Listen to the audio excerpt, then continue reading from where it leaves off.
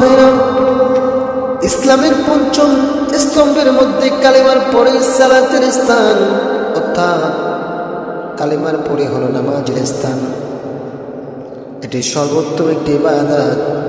ইসলামের স্তম্ভ সমূহের মধ্যে সবচেয়ে মজবুত স্তম্ভ হলো এটি।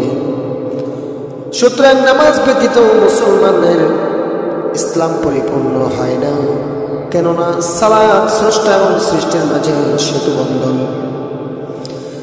এটি শারীরিক ইবাদতের মূল ইবাদত। আসমানি শরীয়তের কোনটি সালাত মুক্ত ছিল না। কোরআন, সুন্নাহ ও ইজমার মাধ্যমে এটি ফরজ আইন।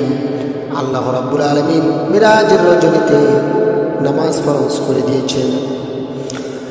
অন্যান্য ইবাদত এমনটি নয়। অতএব সালাতের মর্যাদা সহজেই অনুময় এবং সালাতের মর্যাদা অনেক বেশি আল্লাহ তাআলার কাছে। এটি সকল প্রাপ্ত বয়স্ক মুসলমানের উপর ফরজ। সজ্ঞান এটি ত্যাগ করার কোনো বৈধতা নেই। ইচ্ছাকৃতভাবে নামাজকে অবহেলা করে না পড়ানোর কোনো বৈধতা নেই শরীয়তের ভিতরে। এই প্রসঙ্গে আল্লাহর হাবিব রাসূল করিম সাল্লাল্লাহু আলাইহি সাল্লাম বলেন, সালাত হলো মুসলমান ও কাফেরের মধ্যে পার্থক্য করে। হাদিসটি মুসলিম শরীফের মধ্যে এসেছে। অন্য হাদিসের মধ্যে বলা হয়েছে, আমাদের ও তাদের কাফেরদের মাঝে মূল অঙ্গীকার হলো সালাত। যে ব্যক্তি তা ভঙ্গ করলো সে কুফরি করলো। আহমদ, নাসাই, ইবনে মাজাহ শরীফের মধ্যে এসেছে। আমার ভাইরা, এই জন্য রাসূল সাল্লাল্লাহু আলাইহি সাল্লামের কথা এবং মন সম্মতিকে আমাদেরকে অবশ্যই মেনে চলতে হবে। রাসূল সাল্লাল্লাহু আলাইহি সাল্লামের হাদিসের প্রেক্ষিতে বোঝা যায়, যে ব্যক্তি ইচ্ছাকৃতভাবে সালাতকে কাজা করবে, যে ব্যক্তি ইচ্ছাকৃতভাবে নামাজ পড়বে না, তার মধ্যে কাফেরের মধ্যে কোনো পার্থক্য নেই। আর এই নামাজের প্রাণ হচ্ছে একাগ্রতা, বিনয়তা, যা শরীয়তের মধ্যে আল্লাহ রাব্বুল আলামিন নির্দেশ দিয়ে বলে দিয়েছেন। আল্লাহ রাব্বুল আলামিন বলেছেন, ওয়াকুমু লিল্লাহি কানিতিন।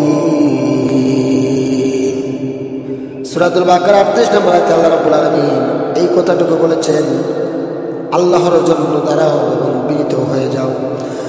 অন্য আয়াতে আল্লাহ রাব্বুল আলামিন বললেন, ওয়াস্তাইনু বিস-সাবরি ওয়াস-সালাহ ওয়া ইন্নাহা লাকাবিরাতুন ইল্লা আলাল খাশিঈন আল্লাযীনা ইয়াযুন্নুনা আন্নাহুম মুলাqū রাব্বিহিম ওয়া আন্নাহুম ইলাইহি রাজিউন।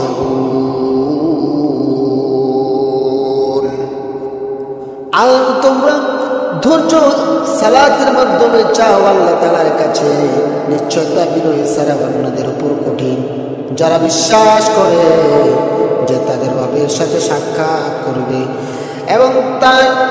এবং তারা তার দিকে ফিরে যাবে। সূরাতুল বাকারার মধ্যে আল্লাহ রাব্বুল আলামিন এই কথাটুকু বলেছেন। আল্লাহ তাআলা শুধু এতটুকুই বলে শেষ করে দেননি। আল্লাহ রাব্বুল আলামিন সূরাতুল মুমিনিনের মধ্যে আল্লাহ তাআলা বলেছেন, قد أفلح المؤمنون الذين هم في صلاتهم خاشعون। মুমিনগণ সফলকাম যারা সালাতে মনোযোগী, অর্থাৎ আল্লাহ ভীরু এবং সালাতে যাদের মনটা স্থির, যারা মনকে উৎসর্গ করে দিয়ে সুন্দর করে নামাজ পড়ে, তারাই হলো সফলকাম। আর যারা সফলকাম হয়েছে তারা হলো মুমিন। কিন্তু অভিশপ্ত ইবলিস মানব জাতিকে বিপদগ্রস্ত করার শপথ নিয়ে আল্লাহ তাআলার কাছে অঙ্গীকার করেছে, অর্থাৎ অবশ্যই আমি তাদের নিকট উপস্থিত হব, তাদের সামনে থেকে, পিছন থেকে, তাদের ডান থেকে, বাম দিক থেকে। আর আপনি তাদের অধিকাংশই কৃতজ্ঞতা পাবেন না। কাজে মূল উদ্দেশ্য মানব জাতিকে সালাত হতে বিভিন্ন ছলে বলে অমনস্ক করা, সালাতের প্রতি অমনোযোগী করা, এটা হলো শয়তানের কাজ। ইবাদতের স্বাদ সওয়াবের বিরাট অংশ থেকে বঞ্চিত করার জন্য সালাতে বিভিন্ন ধরনের ওয়াসওয়াসা, সন্দেহের অনুপ্রেরণা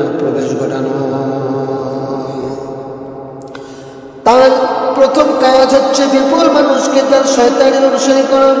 দ্বিতীয়ত সর্বপ্রথম সালাতের একাগ্রতা পৃথিবী থেকে উঠে নামা। তৃতীয়ত শেষ জামানা। এই হিসাবে আমাদের উপর হুযায়ফা রাদিয়াল্লাহু তাআলা আনহুর একটি বাণী প্রকট সত্যতা রূপ নিয়েছে। তিনি বলেন, সর্বপ্রথম তোমরা নামাজের একাগ্রতা হারাবে। তোমরা সর্বপ্রথম নামাজের মধ্যে যে মনোযোগ মানুষের আছে তা সর্বপ্রথম হারিয়ে যাবে। অনেক নামাজের ভিতরে কোনো কল্যাণ বিদ্যমান থাকবে না। হয়তো মসজিদে প্রবেশ করে একজন মাত্র নামাজিকেও সালাতের বিনয় একত্রিত একাগ্রতা সম্পন্ন দেখা যাবে না। আমার ভাইরা, সালাতে অমনোযোগের কিছু কারণ রয়েছে। তার মধ্যে আমি কয়েকটি কারণ এখন বলবো ইনশাআল্লাহ। সালাতের অমনোযোগিতার কারণ হলো সালাতকে নিছক ধর্মীয় অনুষ্ঠানিত মনে করা। সালাতকে ইসলামের একটি যে অংশ, এটাকে কোনো রকমভাবে মনে করা। দ্বিতীয় নম্বর হলো সালাতকে যথাযথ গুরুত্ব না দেওয়া, নামাজের প্রতি অবহেলা পোষণ করা। 3 নম্বর হলো পাপ কাজে ডুবে থাকলে নামাজের একাগ্রতা আসে না। চতুর্থ নম্বর, সালাতে যা পড়া হয় যদি আমরা তার অর্থ না বুঝি তাহলে এখানে নামাজের একাগ্রতা আসবে না। পঞ্চম নম্বর, আখিরাতের তুলনায় দুনিয়াকে বেশি বেশি করে প্রাধান্য দেওয়া। যদি কেউ দুনিয়াকে বেশি করে প্রাধান্য দেয় তাহলে তারা সালাতের মধ্যে মনোযোগ আসবে না, সালাতের মধ্যে মনোযোগ আসবে না। এবং ষষ্ঠ নম্বর হলো সালাতের হুকুম আহকামগুলো ঠিকঠাক মতো পালন করা। নামাজের ভিতরে যত হুকুম আহকামগুলো আছে সুন্দর করে বুঝিয়ে সুন্দরভাবে পালন করা। সপ্তম নম্বর হলো নামাজে শয়তানের প্রভাব। শয়তানের ওয়াসওয়াসা যখন কারো লাগবে তখন তার নামাজের সে একাগ্রতা হারিয়ে ফেলবে। অষ্টম নম্বর, নকশা ও কার্য সমৃদ্ধ জয়নামাজে সালাত আদায় করা।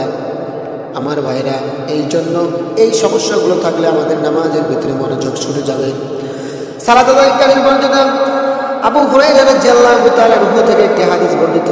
রাসূলুল্লাহ সাল্লাল্লাহু আলাইহি ওয়াসাল্লাম বলেছেন, আমি কি তোমাদের এমন বিষয় জানাবো না যার মধ্যে আল্লাহ গুনাহসমূহ ক্ষমা করে দেন এবং মর্যাদা বৃদ্ধি করে দেন?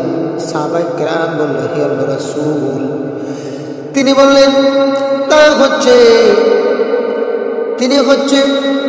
তিনি বললেন তা হচ্ছে কষ্টের সময় যথাযথভাবে সুন্দরভাবে ভালো করে উজু করে মসজিদের দিকে বেশি বেশি করে পদাচরণ করা এবং সালাতের পর অন্য সালাতের অপেক্ষায় থাকা। হাদিস থেকে নিজের বর্ণনা এসেছে। আমার ভাইরা, এই জন্য বেশি বেশি করে মসজিদে গিয়ে নামাজ আদায় করতে হবে। আর নামাজ আদায় করলে আল্লাহ রাব্বুল আলামিন তার কষ্টগুলোকে আল্লাহ তাআলা দূর করে দিয়ে দিবেন। শুধু তাই নয়, অন্য হাদিসের মধ্যে এসেছে, আব্দুল্লাহ ইবনে আমর থেকে বর্ণিত, রাসূলুল্লাহ সাল্লাল্লাহু আলাইহি ওয়াসাল্লাম বলেছেন, যে ব্যক্তি জামাতের সাথে সালাত আদায়ের জন্য মসজিদে যায় তার আশা এবং চাওয়ার প্রতি প্রত্যেক পদে গুনাহগুলোকে আল্লাহ রাব্বুল আলামিন মিটিয়ে দেন এবং প্রতি পদে পদে নেক আমল লেখা হয়। হাদিসটি আহমদ শরীফের মধ্যে থেকে এসেছে। সালাতে বান্দাকে শয়তান থেকে রক্ষা করে এবং প্রচারণা থেকে নিরাপদ রাখে। এই বিষয়ে একটি হাদিস রয়েছে, আবু দারদা রাদিয়াল্লাহু তাআলা আনহু থেকে বর্ণিত। তিনি বলেন, আমি রাসূলুল্লাহ সাল্লাল্লাহু আলাইহি ওয়াসাল্লামকে বলতে শুনেছি, যে গ্রামে বা মরু প্রান্তে 3 জন লোক অবস্থান করে অথচ তারা জামাতে সালাত আদায় করে না, শয়তান তাদেরকে আক্রমণ করে যেমনি ভাবে বাঘ দল ছোটকে খেয়ে ফেলে। আমার ভাইরা, এই জন্য নামাজ পড়তে হবে, নামাজের প্রতি গুরুত্ব অপরিসীম। নামাজ হলো মুসলমানদের প্রথম হাতিয়ারের। নামাজ ছাড়া মুমিন কখনো থাকতে পারে না। এই জন্য আমার ভাইরা, নামাজ মানুষকে জাহান্নামের আগুন থেকে মুক্তি দেয়, নামাজ মানুষকে খারাপ কাজ থেকে বিরত রাখে, নামাজ মানুষকে অশ্লীল বাহেমনা কাজ থেকে বিরত রাখে। আল্লাহর হাবিব সাল্লাল্লাহু আলাইহি ওয়াসাল্লাম বলেছেন, এশা ও ফজরের সালাত মুনাফিকদের নিকট সবচেয়ে বেশি ভারী এবং বোঝা বলে মনে হয়। হাদিসটি বুখারী মুসলিম শরীফের মধ্যে এসেছে। এশা এবং ফজরের সালাত মুনাফিকদের নিকট সবচেয়ে বেশি কষ্ট হয়ে যায়।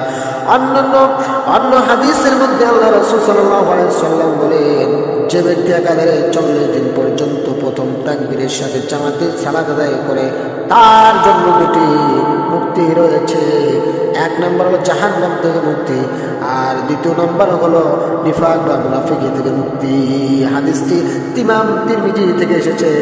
ইবনে মাসউদ রাদিয়াল্লাহু তাআলা আনহু বলেন, এক সময় আমাদের অবস্থা এমন ছিল যে একমাত্র প্রকাশ প্রকাশ্য মুনাফিক ব্যতীত আর কেউ জামাতে সালাত আদায় করা থেকে বিরত থাকেনি।